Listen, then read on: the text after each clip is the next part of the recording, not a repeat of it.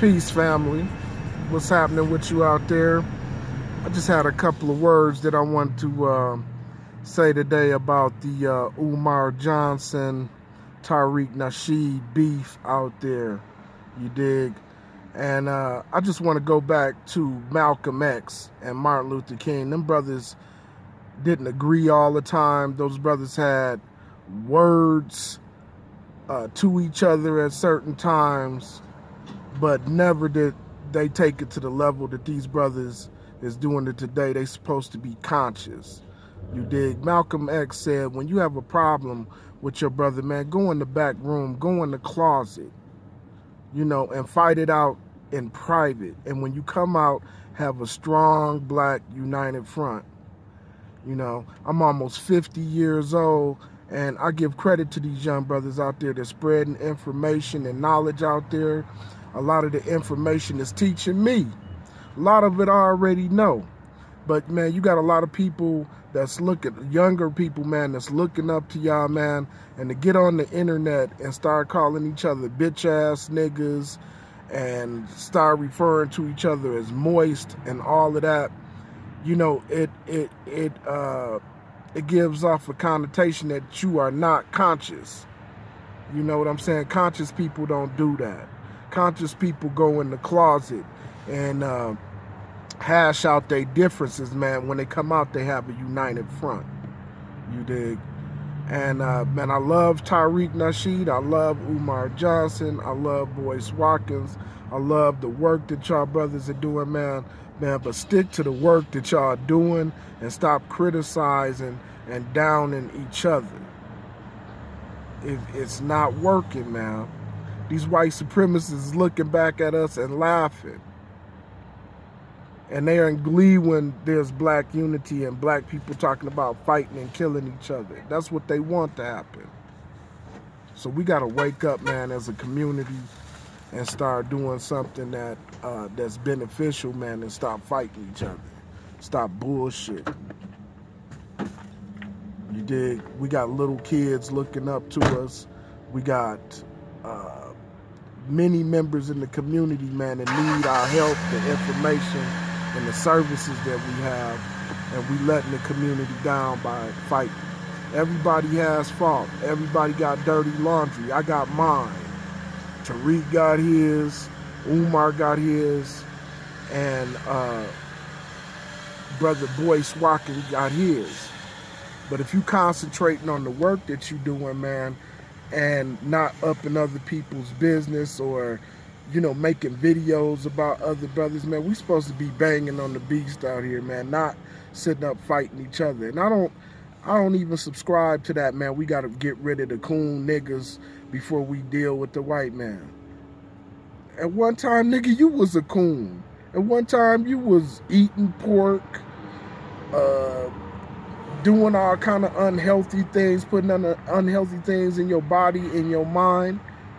Did none of us pop out of our mama's womb conscious? Not most of us. So, man, we gotta follow like the examples of the Honorable Elijah Muhammad. I'm gonna bring him up because, like, for years, man, the Honorable Elijah Muhammad just built the nation up, and you had all kind of Negro preachers and politicians and stuff that was talking about him in the press, talking about the nation down in them. And the thing that made the Honorable Elijah Muhammad powerful is he did not respond to his critics. He just kept working.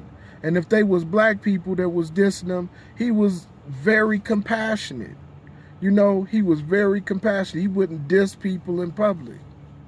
And then when Malcolm came along, they had the same policy up until about the 1962 or 3.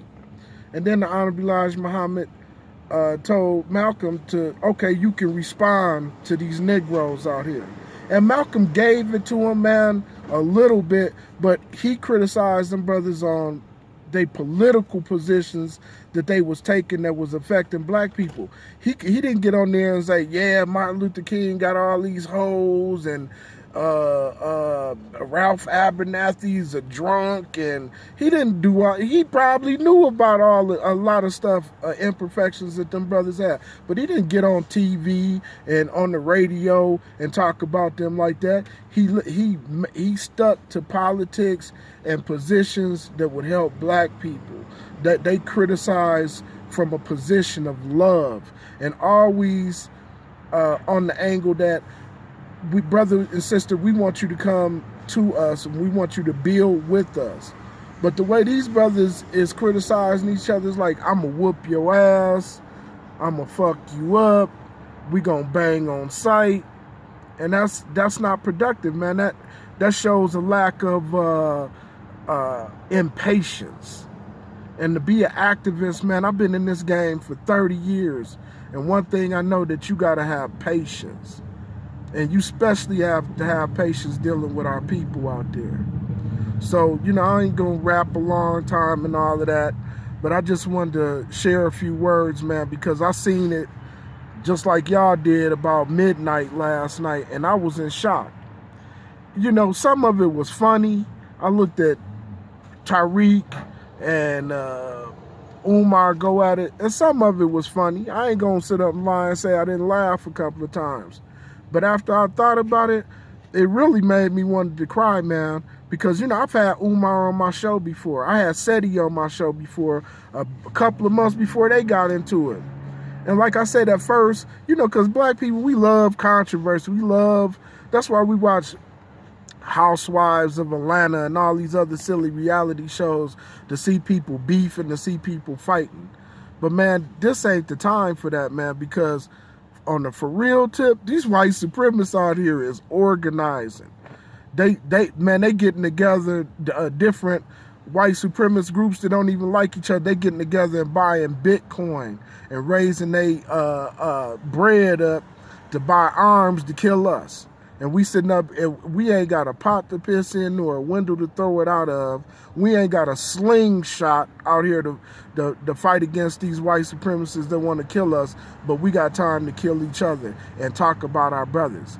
Now, I don't know what brother Umar Johnson, what he's accused of and all of that kind of stuff, but ain't no way in the world I'm going to get on the internet and diss that brother and talk about him and all of that, because that's what they did to Marcus Garvey. That's what they did to Paul Robeson, W.E.D. Du Bois. They did it to all of these leaders, man, and they got Negroes to attack them first, man, and I'm not going to take part in that crazy stuff. So I want Umar, Tariq, and Brother Boyce to get together, man. Get together and squash the bullshit, and let's prepare our people and build. Peace.